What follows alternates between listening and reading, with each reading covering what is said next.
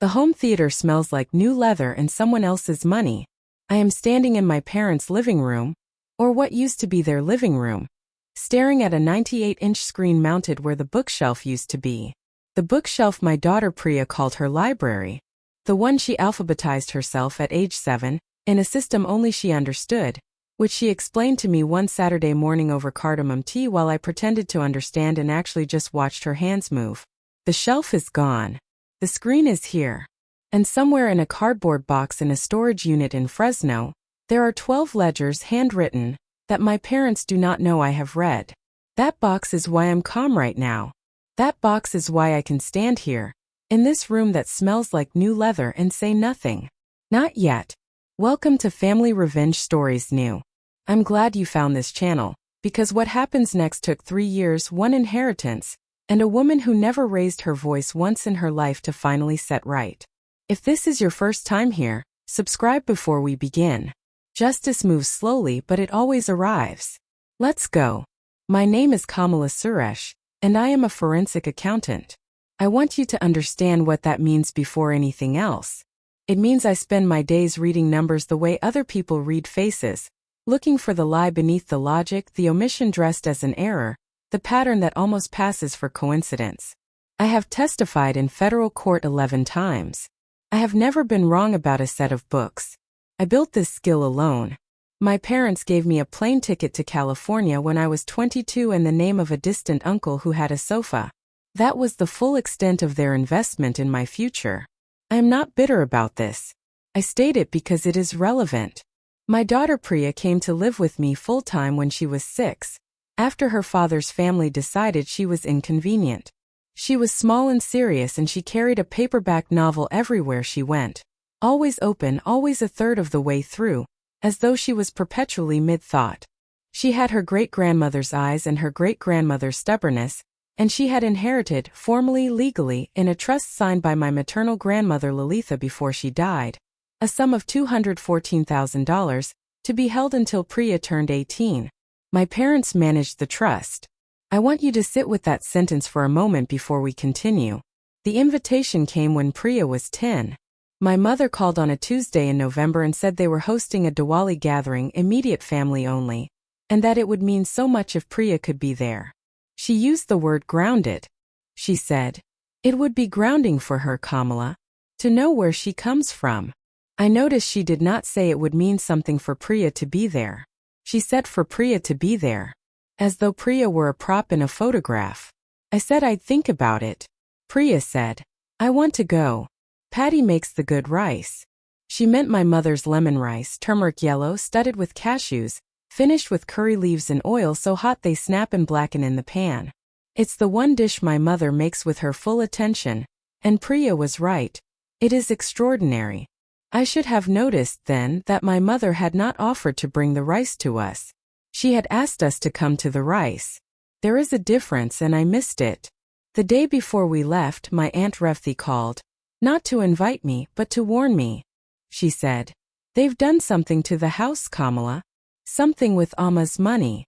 She said it quietly, like a woman reading a label she wished she'd read sooner. Then she said, "Just keep your eyes open." I thanked her. I didn't ask her to explain. Priya packed her book. We drove the 4 hours north. The home theater was the first thing you saw when you walked in.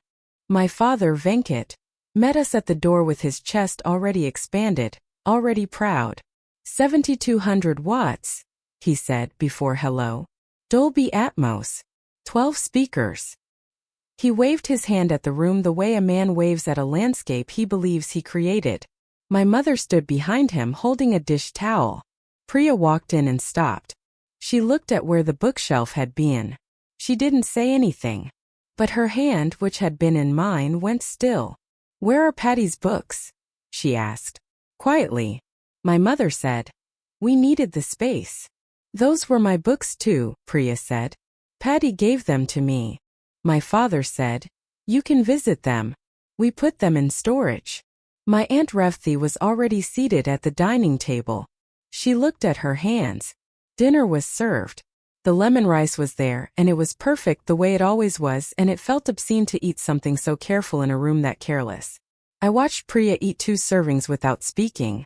She had the book open next to her plate. My father said, "No books at the table." Priya closed it. She folded her hands in her lap.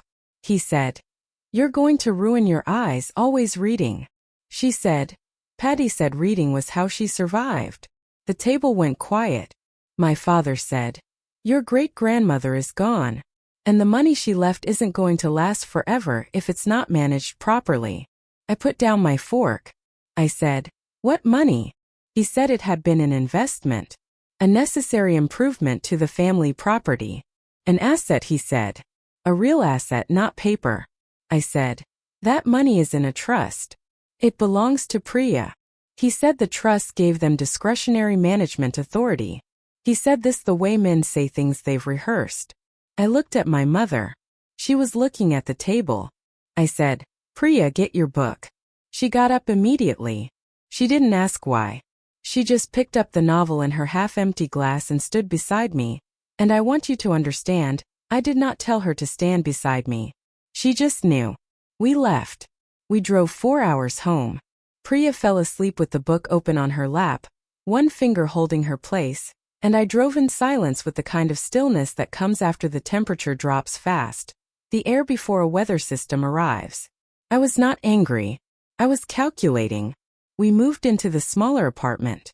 The one on Marsh Street with the single window in the kitchen that let in maybe 4 hours of good light per day. Priya and I ate breakfast in that light every morning. I'd make her doses from a batter I kept in the fridge on a 3-day rotation, and she'd read while she ate and I'd read the news, and neither of us talked much, and it was the quietest peace I have ever known. I took on contract work on nights and weekends. A pharmaceutical audit in Sacramento. An insurance fraud case in Oregon that paid well and required nothing of my heart. I paid for Priya's school supplies in cash and bought her books from the used bookshop on Tulare, 3 for $10, and she treated each one with the same care she would have given a first edition. My parents called twice that first month. Both times the message was the same. The family was hurt. The family needed healing. Would I consider coming back for the New Year gathering? Just Priya and me. No need to bring anything. Just come. Both times I returned the call and said the same thing. I would be there when the trust accounts were open for my review. Neither call was returned. The ledgers arrived 6 weeks after we left. A cardboard box shipped from Fresno from Aunt Revthi with no note inside. Just 12 composition notebooks, handwritten, covering 18 years of my grandmother Lalitha's personal financial records. Lalitha had been a bookkeeper herself. She didn't trust banks with her thinking, so she kept her own parallel records. She had tracked every deposit, every withdrawal, every transfer. I set the box on the kitchen table. I did not open it that night. I made Priya's dinner, rice and dal, a soft-boiled egg, and we ate in the 4 hours of good light. And she told me about a book she was reading about a girl who finds a door in a library, and I listened fully to every word. The next morning I opened the first ledger. If you're still here, still listening, subscribe right now, because what I found in those ledgers is the reason the rest of this story exists. Don't let the resolution find you mid-scroll. Subscribe so it finds you here where it matters. I read all 12 notebooks in 4 days. I built a spreadsheet from them. 340 rows, color-coded, cross-referenced against the trust documents I'd pulled from the county recorder's office.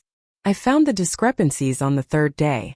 I sat with them for 1 full day before I trusted myself to name them. Priya on that last day brought me a cup of tea without being asked. She put it next to the ledger. She said, "You look like you found something important." I said, "I think I did." She said, "Good.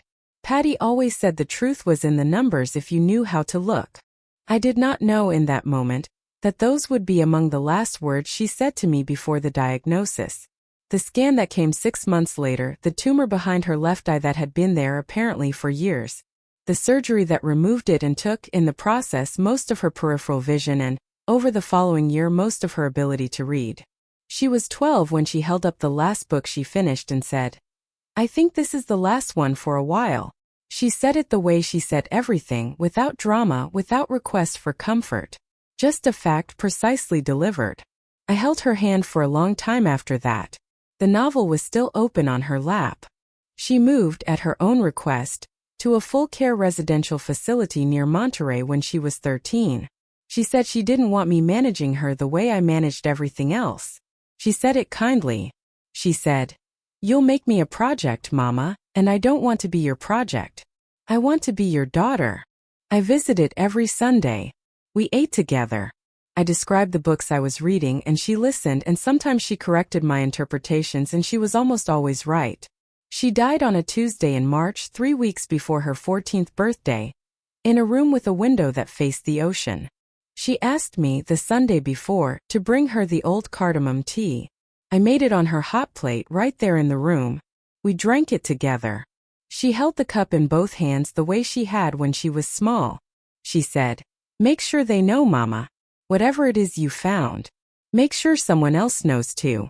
The meeting was held at an attorney's office in Fresno, not my attorney, but the estate attorney for my grandmother Lalitha's trust, a man named Clarence Obi, who had been trying to reach my parents for 2 years and had, finally, filed a formal petition with the court.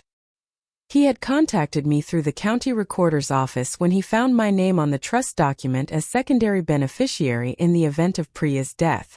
My parents arrived first. My father in the linen shirt he wore to ceremonies. My mother with her hands folded in her lap like she was already in prayer. My Aunt Revthi sat in the back row. She had driven up herself. I set the cardboard box on the conference table when I came in. No one asked what was in it. Clarence Obi read from the trust document first. The original amount, $214,000, placed by Lalitha in 1998, accrued to $268,000 by the time of management transfer. He read the discretionary management clause, the one my father had cited at the dinner table years ago, the one he'd rehearsed. He read it fully, including the sentence my father had not quoted.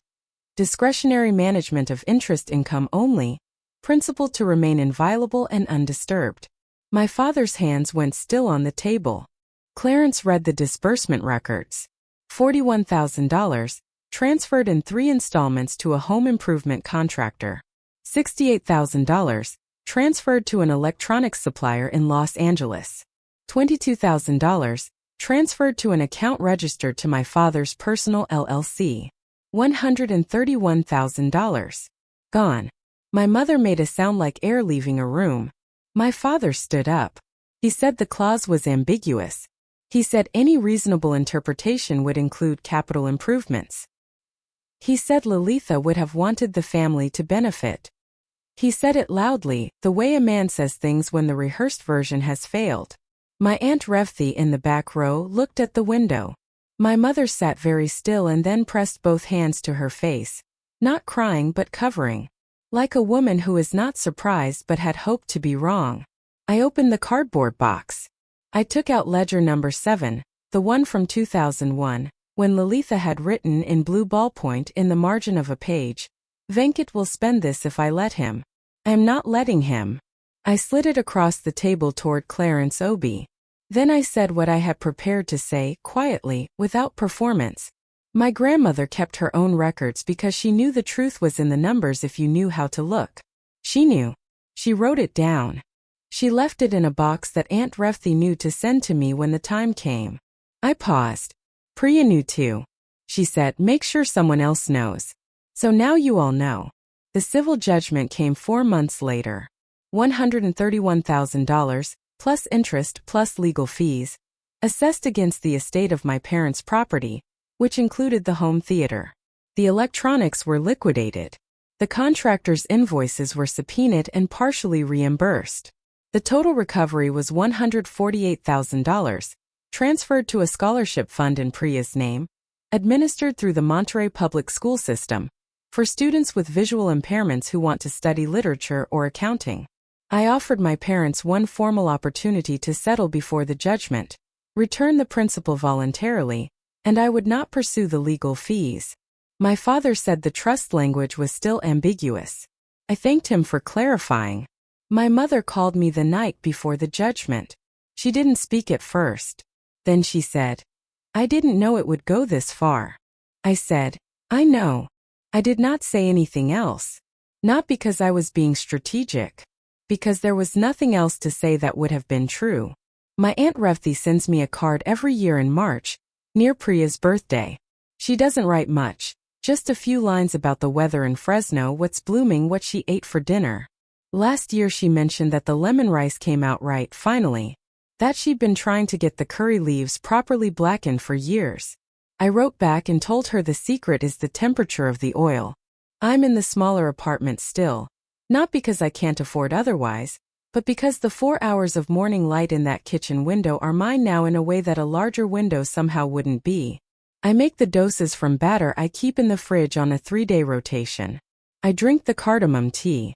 I read in the mornings, and sometimes I read aloud to no one just to hear the words in the air. On the shelf above the kitchen table, the shelf I built from 2 boards and 4 brackets the first month we moved in, there are 11 composition notebooks, the ones I was allowed to keep after the legal proceedings. Ledgers 2 through 12. Lalitha's handwriting in blue ballpoint. Ledger 1, the first one, Priya kept in her room at the facility. I don't know what happened to it after. I think she'd say that's fine. That the story didn't start with the first page anyway. That it started somewhere in the middle, the way all the best ones do. Priya Suresh never got to see the judgment. But she asked for it to happen, and it did, and that, I've learned, is sometimes the most complete form of justice there is. The kind that arrives after the person it was for has already moved on, and lands anyway quietly in their name. If someone in your life is holding something that belongs to a child, a trust, a promise, a shelf full of books, check on it today. Not tomorrow. Today. And if you know someone who would need to hear this story, send it to them now before you forget. Subscribe if you're still here. Leave a comment with one word that describes what you do with 131,000 reasons. I'll see you in the next one.